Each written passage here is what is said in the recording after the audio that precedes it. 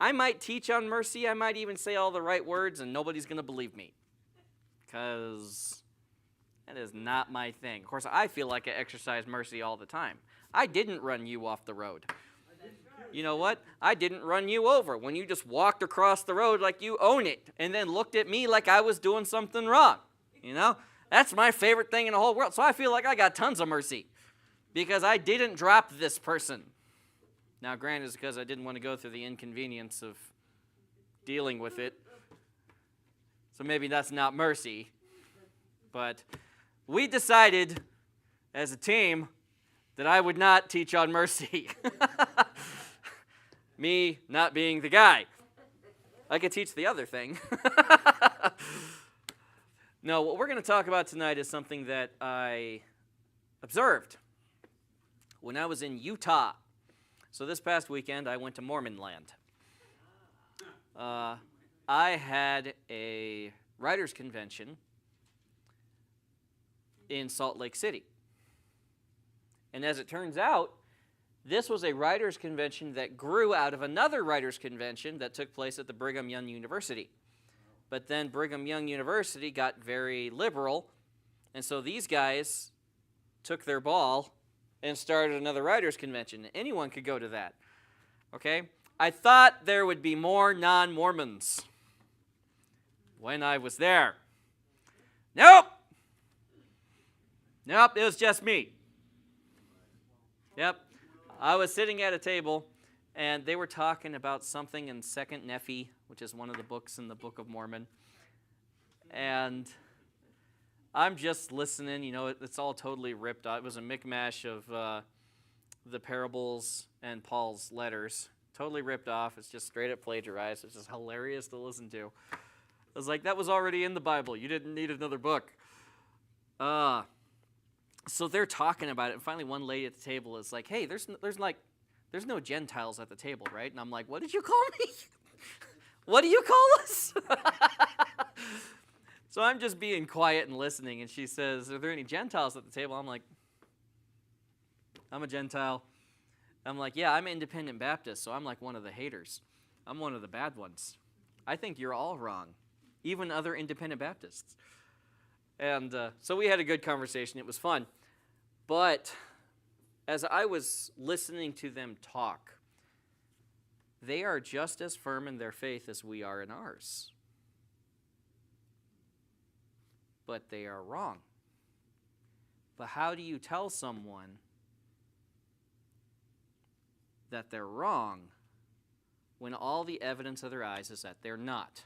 Okay, now let me tell you some things about Salt Lake City, Utah. Beautiful. I am moving there. Okay? It was gorgeous. Okay? Lots of kids. Yeah, lots of kids. Lots of kids. Mormon has 12 children. Yeah. They have large families, and they love their families. They're usually a little better off than the rest of the country. Okay? Actually, the convention was in the only bad neighborhood in Salt Lake City. They said, this is the place that is on the news. Anytime there's a shooting and it's on the news, it's in this neighborhood. I'm like, I walked here. Yeah. So thanks for the heads up. But they have one bad neighborhood in Salt Lake City. I would tell you not to go to the entire south side of Tucson. Right? I would warn you against parts of East Tucson now. You shouldn't even think about downtown. They got one neighborhood, and it wasn't that bad. Like I said, I walked through it. Okay? So to all the evidence of their eyes, they're right. Now, I mean, I would say that you could look at your book and be like, so Jesus teleported himself with a bunch of aliens to North America to evangelize the Indians, and then that civilization got wiped out somehow. We don't know how. Like, there's more holes. But the reason that they can gloss over all that is because the evidence of their eyes is that they're okay. And that's what I want to talk about tonight. I want to warn against results-based faith. Okay? Results-based faith. I play one of the worst video games in the whole world. It is awful. League of Legends. Okay? I'm not going to go into this video game. I will tell you it is the most toxic player base in the world. I actually mute all the players every single time I start a game. It's a fun game, but you can't listen to anyone talk because it requires people to work together as a team, and people online are terrible people. There's one of the principles of this game is just because you're winning doing something, it doesn't mean you're doing the right thing. Just because you won one time doesn't mean that's something you should keep doing in all your future games. Okay? Another way to say this is the worst thing for a young man to do is to win big young. Right? If a young gambler wins big young, that ruins his life. So I want to warn against results-based faith. Let's go to 1 Kings 19. This has taken place just after Elijah is on Mount Carmel. And that was a tremendous victory. It was Elijah the prophet versus 850 prophets of Baal in the groves. He actually called down fire from heaven. That's pretty cool. I want that power. If they're handing out spiritual gifts, calling down fire wasn't even on the questionnaire because I want that one. Apparently it's an option, okay? Like, and apparently it's going to come back because the two witnesses in the end times, that's one of the things they can do. Call down fire and roast a dude. I would totally be one of the two witnesses. It sounds like a great job. Now, after that, after this great victory, verse 1 of chapter 19. And Ahab told Jezebel all that Elijah had done, and withal how he had slain all the prophets with the sword. Then Jezebel sent a messenger unto Elijah, saying, So let the gods do to me, and more also, if I make not thy life as the life of one of them by tomorrow about this time. You got 24 hours. And then I'm sending people to kill you. And not just kill you. They're going to ritually kill you. You will be on an altar, cut up like one of those bulls, and we will set you on fire while you're still alive. This is not just killing him. And when he saw that, he arose and went for his life, and came to Beersheba, which belongeth to Judah, and left his servant there. But he himself went a day's journey into the wilderness, and came and sat down under a juniper tree. And he requested for himself that he might die, and said, It is enough. Now, O Lord, take away my life, for I am not better than my fathers. You know when I've seen the most people crash spiritually is after a big victory. You take a mission trip, you go to a Christian college, and you get back, and you just bottom out. Because you're moving into a different pace, right? When you're on the front lines, everything is like, ooh, charge, and yeah. And then you get back, and everybody's just like, So, what's on the program for this evening? Is there going to be childcare? And you've been like people are dying and going to hell for 6 months. Right? Same thing happens to military guys on deployment. You get back, and there is this sharp drop, and there's a crash. I tell most guys, look, you're just going to sleep for 3 weeks. Okay? You get out of the military, you're sleeping for 6. All right? There's a crash involved with a lot of these things. And what just happened to Elijah? He just saw the hand of God. This is one of my favorite parts in the whole story of Mount Carmel is he stands away from the altar. Why? He expected God to hit it. And when you expect something to get hit, you get out of the way. Does that make sense? Everybody who wants to live, right? When you're on the range and they say, hey, range is live, you get off the range, right? You don't want to die. Okay? Elijah was like, range is hot. I'm moving away. because God glassed it. That's a tremendous victory. And then he went and stabbed 850 guys in a row. My arm would get tired. Took them down to the creek, shank, shank, shank, shank, shank, 850 times. Killed every single one of them. Now, they were already weak from blood loss, so I'm sure it was easy. But he killed 850 guys. 850 of the problem. 850 liars who had been deceiving Israel, who's not off the hook, by the way, because they wanted to be deceived. Yep. They had been deceiving Israel, and he killed all 850 of them.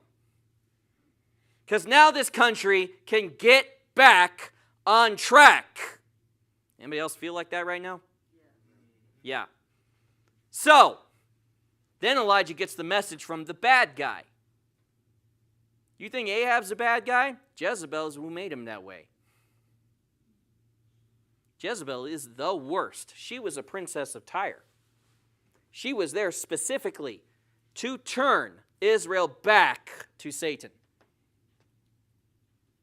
And she says, oh, I'm coming to get you. And now Elijah has to run again. Now remember, Elijah just got back. He's been hiding. He was hiding for like 3 years, wasn't he? The whole time when he said there's not going to be any rain in the land of Israel, God hid him. You're going to hide by this creek over here. I'm going to send ravens to feed you. And we don't know what the ravens were feeding him. I know what ravens normally go for. And I don't think I want to eat what ravens normally go for. Right? Okay? You just don't ask questions. And then you drink from the brook. That's what you got. Brook dries up. Ah! Now Elijah has to go travel across the entire length of the country. Now, not the width. Israel has a really easy width. Have you noticed that? You ever looked at the map of Israel? It's like, and okay? And he had to walk down, okay? All the way through the country that wanted to kill him because they thought he was the problem. They thought Elijah was some kind of wizard that just wasn't making it rain. Not one of them stopped to think, oh, maybe it's God. Maybe this is a real problem, and he just told us about it. So Elijah has to walk all the way through the tall country of Israel to go to who? A widow who is at the end of her rope because she's trying to find 2 sticks so that she can bake bread. Honestly, I thought it took more sticks to bake bread. I know I've got a gas oven. I don't use sticks. I think it takes more sticks than 2. Right? She's just looking for 2 sticks so she can make a little cake for herself and her son so they can eat it and they can die. And God said, that's who's taking care of you. So Elijah goes up to her and says, hey, before you get your 2 sticks and, feed your son and you both die, give me some first. Well, that's bold. Okay? So, and she does it. She gives him a little bit first, and God feeds them for the rest of the time. And then God says, go back to Israel. It's time. We're going to do the demonstration. And he goes up on the mountain, and he calls down the fire, and he slays all the prophets, and now he's running again. I'm done. Just let me die. It hurts. I don't want to eat raven food anymore. If I got to choke down one more of those raven pellets, I'm not doing it anymore. I'm tired. I am not better than my fathers. He's been trying for his entire life, caring, investing, trying. And things aren't any better. I am not better than my fathers. And as he lay and slept under a juniper tree, behold, then an angel touched him and said unto him, arise and eat. Take a nap and have a snack. Okay? Honestly, when you're down like that, that's not terrible advice. Take a nap, eat a snack. And he looked, and behold, there was a cake baking on the coals. Where'd these coals come from? And and a cruse of water at his head. So this angel, literally, Gordon Ramsay the angel, came down, built his own fire with coals. You know how long it takes to make coals? You got to burn wood down to make the coals. Baked him a cake. That takes like an hour. Yeah, or maybe he just, you know. And brought him a cruse of water and put it at his head so that when Elijah wakes up, boing, the cruse of water right there. Eat a snack. And he did eat and drink and laid him down again. I'm sorry. I'd have been asking some questions. Who are you? Where'd this come from? He didn't even ask any questions. He ate the snack and then he went back to sleep. And the angel of the Lord came again the second time and touched him and said, "Arise and eat, because the journey is too great for thee." You've got somewhere to go. Wait, I just want to die. Nothing I've done has meant anything. Can I just stop? I want to leave the game. I don't want to play anymore. I just want to stop. The journey is too great for thee. You need some of this. And he arose and did eat and drink and went in the strength of that meat 40 days and 40 nights unto Horeb, the mount of God. Holy cow. Whatever was in that snack, they need to start packaging and putting into like those pyramid schemes that they try to get people to go into. You could make a killing. Okay? Elijah eats his angel cake, drinks his angel water, and goes in the strength of that for 40 days and 40 nights all the way to Horeb. What are you thinking about for 40 days and 40 nights? Walking. It says 40 days and 40 nights. He didn't stop walking. What are you thinking about? What's on your mind? And he came thither unto a cave and lodged there. And behold, the word of the Lord came to him, and he said unto him, "What doest thou here, Elijah?" I'd have had some attitude. "You told me to come here!" Okay? But that's not the question that was really being asked, and Elijah understood that that was not the question being asked. What's going on, Elijah? But the way it's asked is a very action-based question. What doest thou here? And Elijah says, "I have been very zealous for the Lord God of hosts. For the children of Israel have forsaken thy covenant, thrown down thine altars, and slain thy prophets with the sword. And I, even I only, am left. And they seek my life to take it away." And he said, "Go forth and stand upon the mount before the Lord." Go stand outside. And what happened?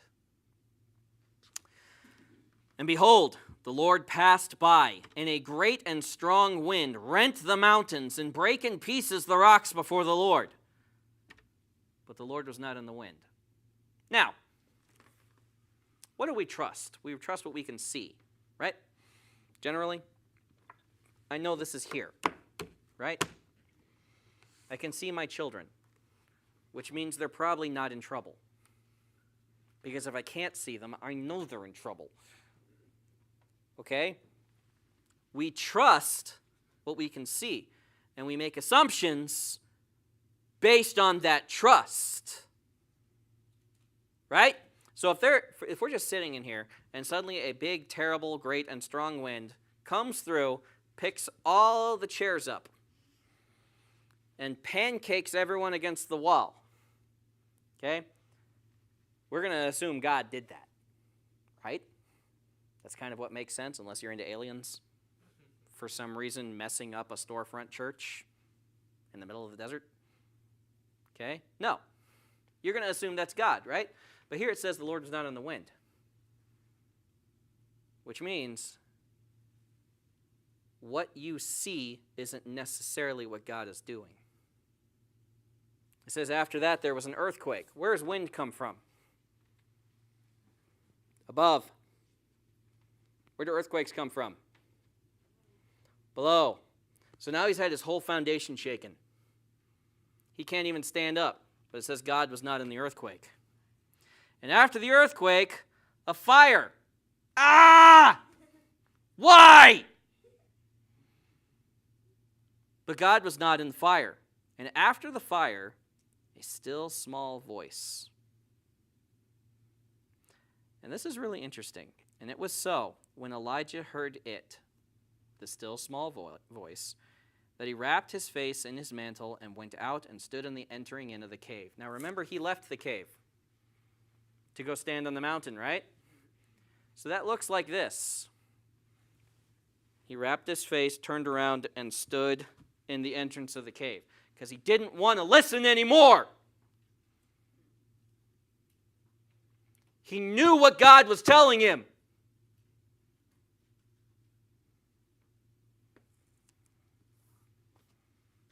Then the exact same thing happens. The word of the Lord comes to him and says, "What doest thou here, Elijah?" And what's Elijah say?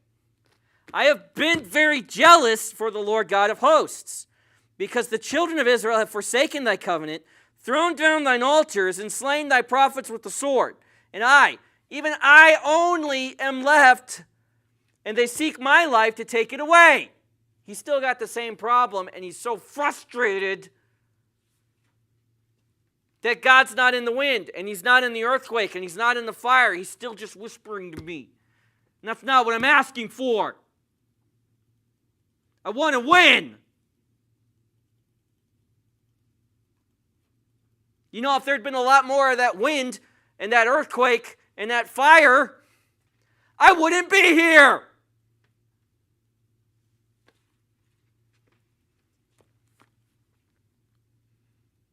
He's mad because his life is not going the way it's supposed to. The good guys win, right?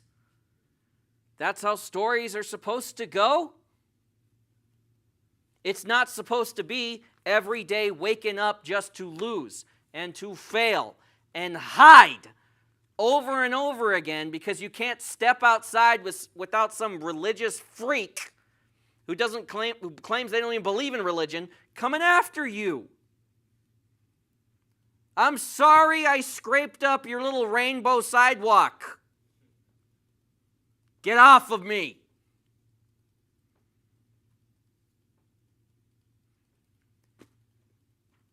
He doesn't want to do it anymore. He doesn't want to play. So what's God's solution? And the Lord said to him, "Go, return. Get back to work. Go, return on thy way to the wilderness of Damascus, and when thou comest, anoint Hazael to be king over Syria." That's a prophet's job. You anoint kings. That's kind of a basic part of the job. You anoint kings. Go do your job. "And Jehu, the son of Nimshi, shalt thou anoint to be king over Israel." You're going to do it again. You're going to go to Damascus, and you can go down a little bit, and you're going to do Jehu.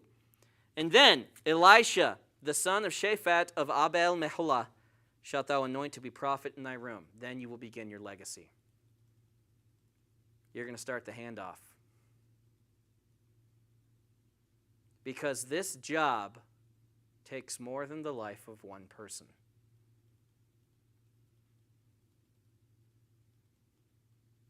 People need to stop thinking that they're going to win in their lifetime. That's not how this war works. There can be some struggles that will take our entire lives, and we have to train our kids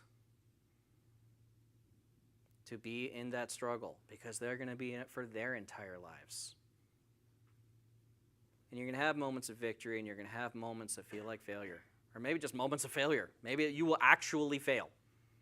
I would say this is a fairly low point in Elijah's life.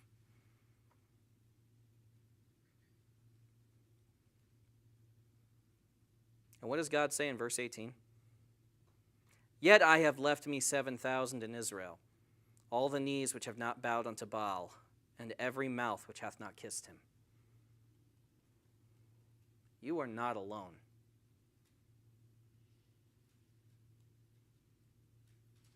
You never were. You don't see the big picture. You don't see what I see.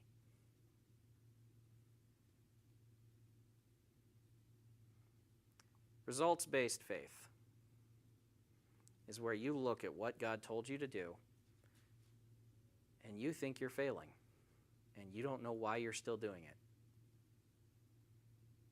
I would invite you to check out the rest of the Bible, where God told Jeremiah in the beginning of his ministry, I'm going to send you to people that aren't going to listen to you.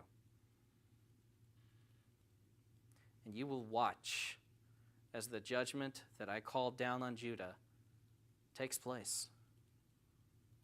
And you will watch them taken into a captivity. And then you will deal with the survivors. Jeremiah was not there to win. He was there to speak the word of the Lord. And he was told no one would listen. What is Jeremiah's other name? The weeping prophet. And his other book is called Lamentations.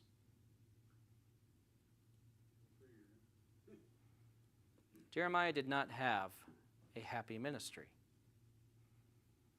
There was no prosperity gospel for him. Matter of fact, I think he would punch Joel Osteen right in his perfect teeth.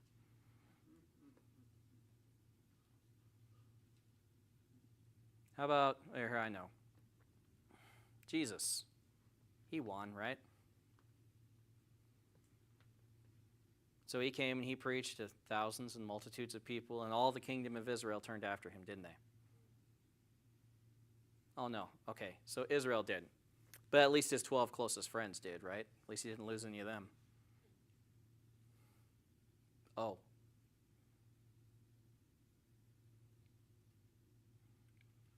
This isn't about feeling like you're winning. This is about doing the job God has set us in a terrible world full of darkness and sin, which is infinitely corrupt. And on the one hand, you've got people who want to make the sin worse. They want to help it. And then you have the sin doing what it does, corrupting just by its very nature. And then you have the devil who's just trying to kill us all.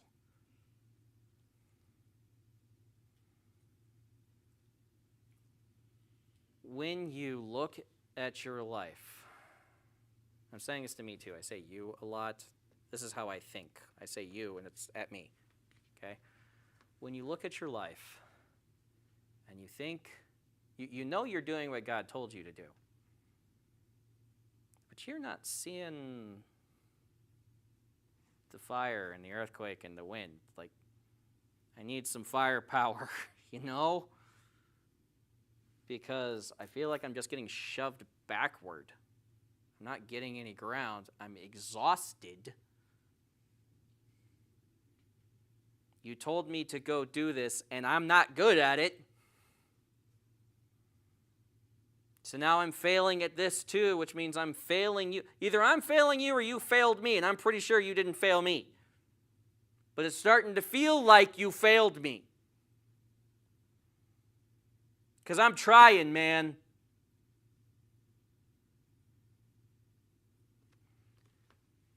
When you look at these things, it's usually because you're not meeting your own expectations.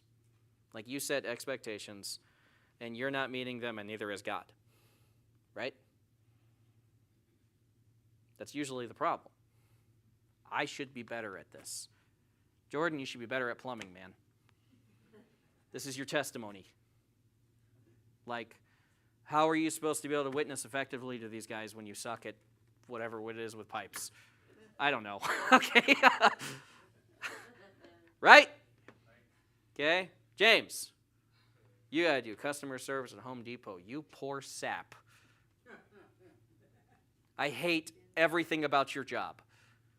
Okay? I can't be nice to stupid people. It's actually not something I can do. I took a test. Okay?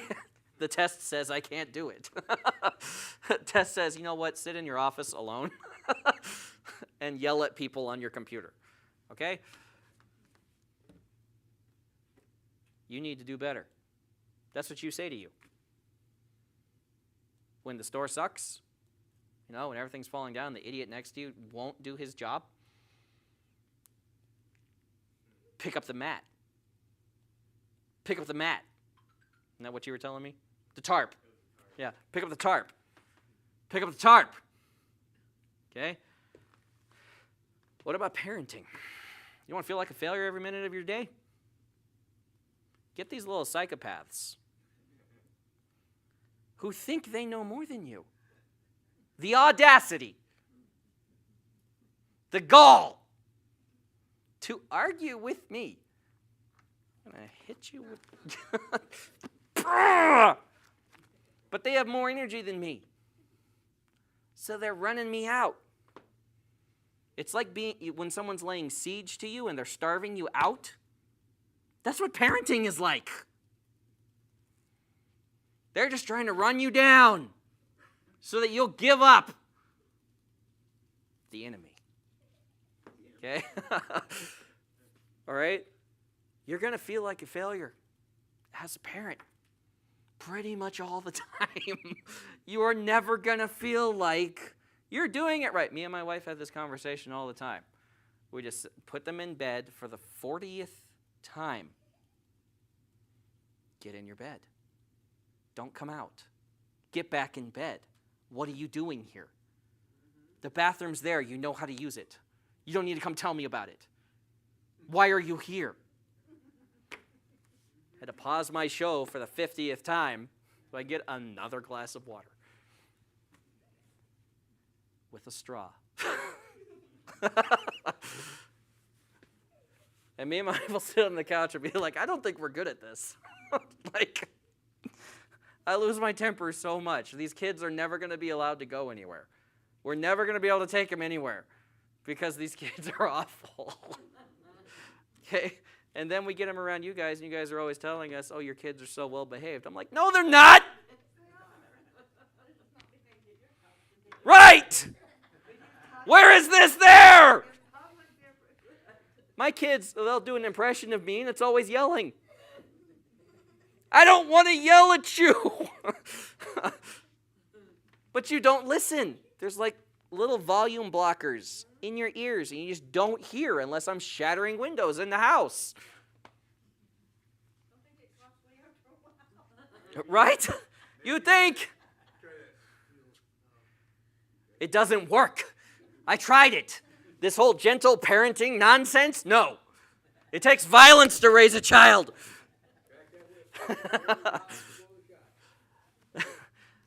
But when you look at yourself as a parent, you could say, I'm not good at this. I shouldn't be a parent. Adoption. Or if you get it early enough, abortion. I'm not ready to have a child. That's where results-based faith takes you. Because you don't trust yourself. The problem is, who cares about you? You're supposed to be trusting God. As I recall, the widow had no ability to take care of her prophet. She couldn't even take care of her kid. And God covered that. You do what God tells you to do. Jesus said to the Pharisees, which of the prophets have you not persecuted and slain? What's that mean? It means every single one of the prophets failed, according to metrics of success we would use. Every single man called by God, according to this metric, failed at some point in their ministry because the people they were ministering to wouldn't listen and actively fought them.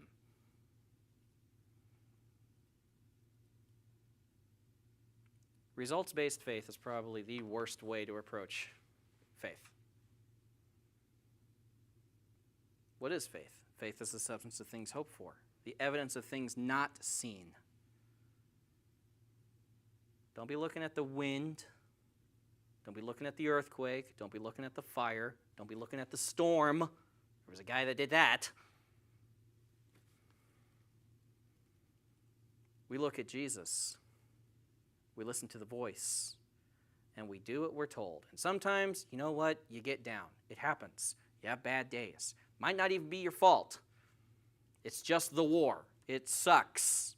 Because war sucks. Take a nap, eat a snack, go do your job. Go anoint Hazael to be king. I don't know where he is. Go find him. Google Hazael. Go find some random Syrian, dump some oil over his head, say, congratulations, you're king over Damascus, and leave him and see what happens. Okay. But results-based faith is not the way to go. There's a lot of Mormons who are going to hell. Because they have great families. They live in a beautiful place. They have good jobs. They live in an outstanding community that supports one another and takes care of one another. And they are lost. But they don't know because they're looking at the stuff they can see.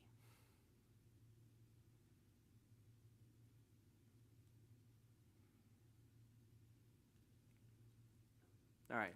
Does anybody have any questions?